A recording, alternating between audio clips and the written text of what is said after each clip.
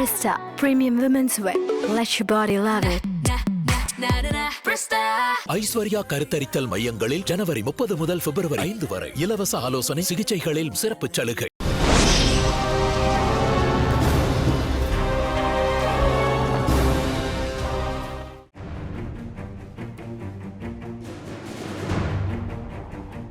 அமெரிக்காவுக்கும் ஈரானுக்கும் இடையில் எந்த நிமிடமும் ஆரம்பமாகிவிடலாம் என்று கூறப்படுகின்ற அதி பயங்கர யுத்தத்தை சாதாரண மக்கள் விரும்புகின்றார்களோ இல்லையோ, பல தேசங்கள் அந்த யுத்தத்தை ஆவலோடு எதிர்பார்த்து காத்துக் கொண்டிருக்கின்றன. அந்த யுத்தத்தை இஸ்ரேல் விரும்புகின்றது, அமெரிக்கா விரும்புகின்றது என்பதெல்லாம் ஒரு பக்கம் இருக்க, உலகின் வேறு பல நாடுகளும் அமெரிக்கா ஈரான் யுத்தம் நடைபெற வேண்டும் என்பதில் விருப்பம் கொண்டுள்ளன.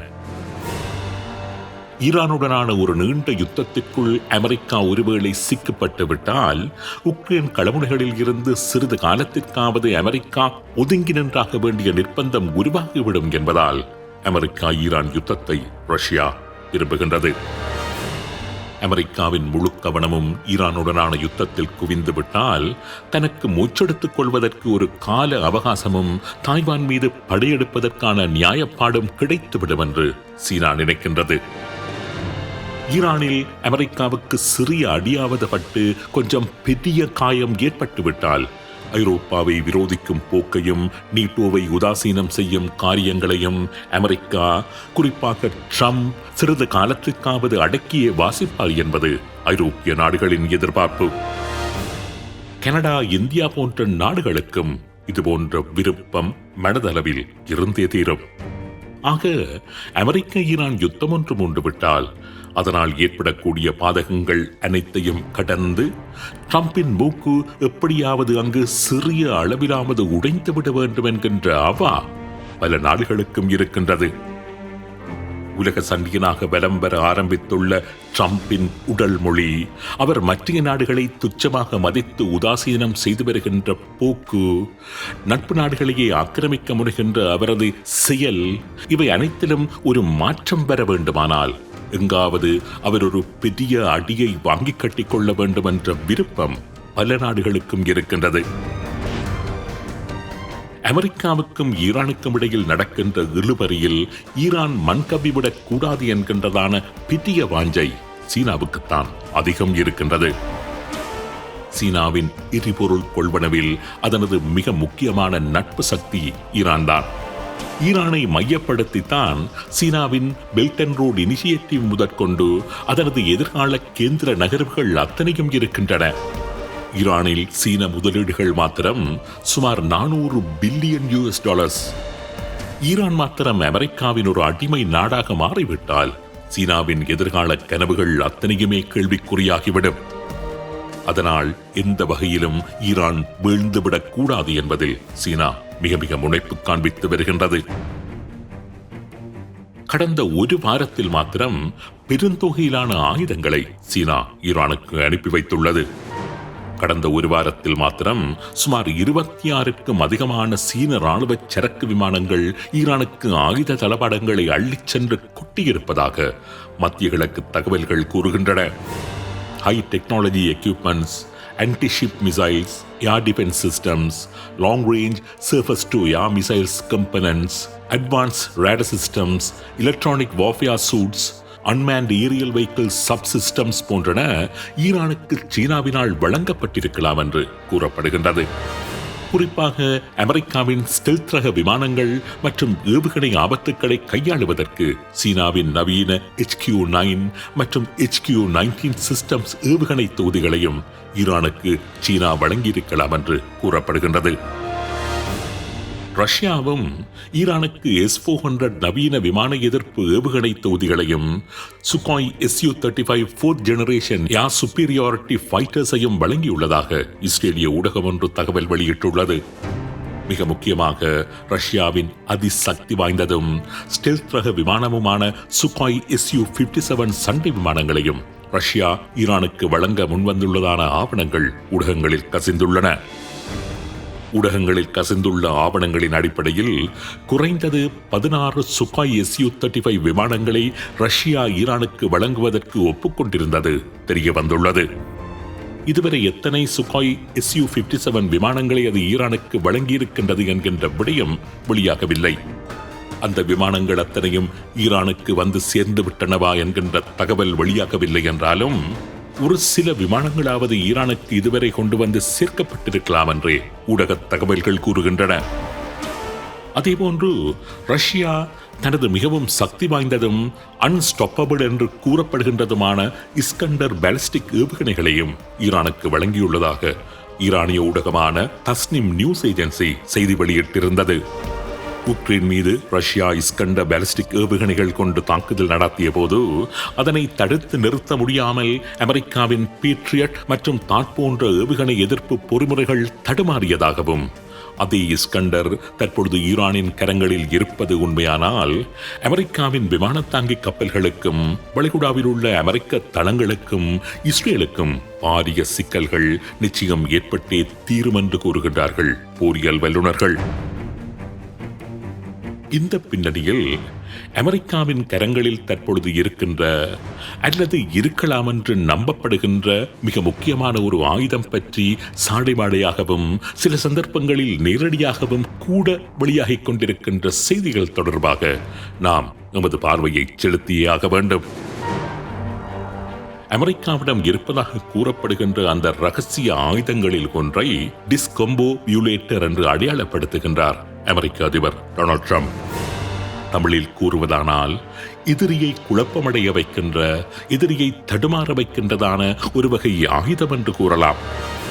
சீக்ரெட் நியூ வெப்பன் என்று குறிப்பிட்ட ட்ரம்ப் ஜனவரி 3ஆம் தேதி அமெரிக்க படைகள் வெனிசுவேலாவுக்குள் நுழைந்த போது வெனிசுவேலா படையினரின் ஆயுதங்கள் எதுவுமே செயற்படவில்லை என்றும், அவ்வாறு எதிரியின் ஆயுதங்களை செயற்படாமல் செய்கின்றதான அந்த ஆயுதம்தான் அமெரிக்காவின் அந்த புதிய ரகசிய ஆயுதம் என்றும் அவர் தெரிவித்திருந்தார்.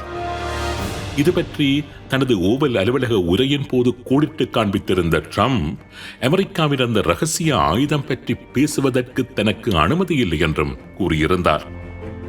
வெனிசுவேலாவில் ரஷ்யாவினதும் சீனாவினதும் நவீன ஆயுதங்கள் நிறையவே இருந்தன. ஆனால் அமெரிக்க படைகள் அங்கு போன போது வெனிசுவேலா படையினரால் அவர்களின் அந்த ஆயுதங்களை இயக்க முடியவில்லை, ஏவுகணைகளை செயற்படுத்த முடியவில்லை. ஏவுகணைகளின் விசைகளை அழுத்தி அவர்கள் அந்த ஏவுகணைகளை ஏவ முற்பட்டார்கள் தான். ஆனால் ஒரு ஏவுகணையை கூட அவர்களால் ஏவ முடியவில்லை என்று நியூயார்க் போஸ்ட் பத்திரிகைக்கு வழங்கிய செவியில் கூறியிருந்தார் Donald Trump.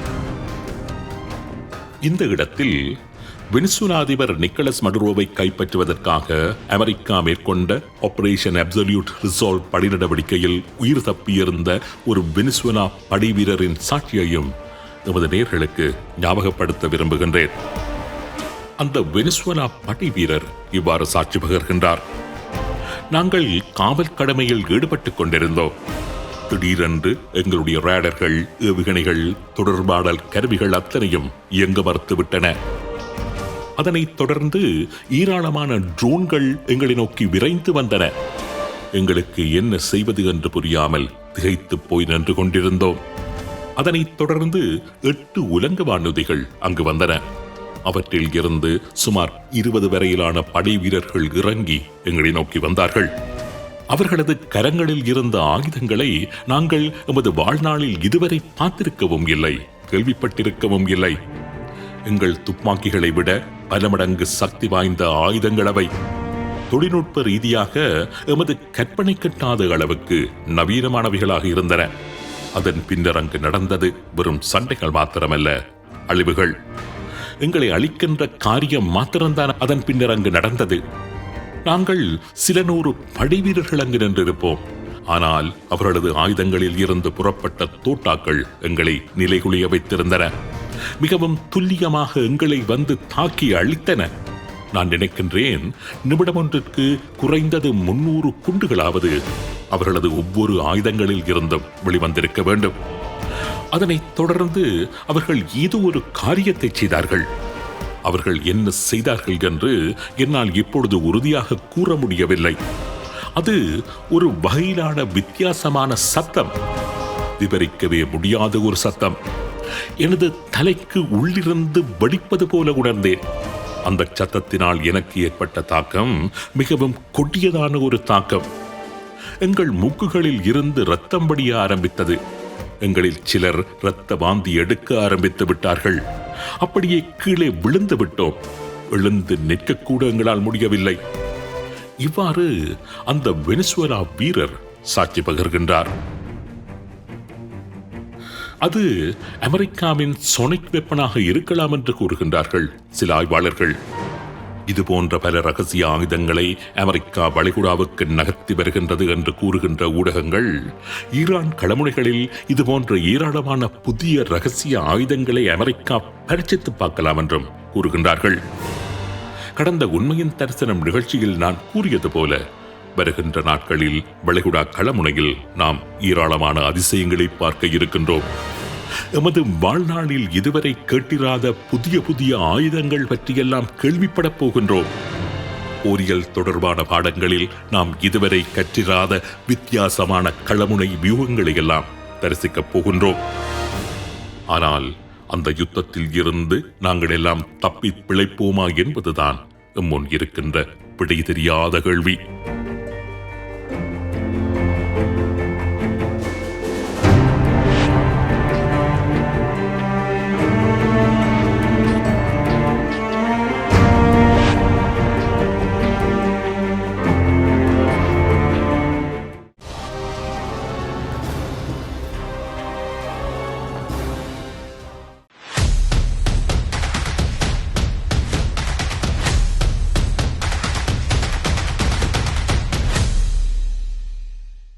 Presta Premium Women's Wear.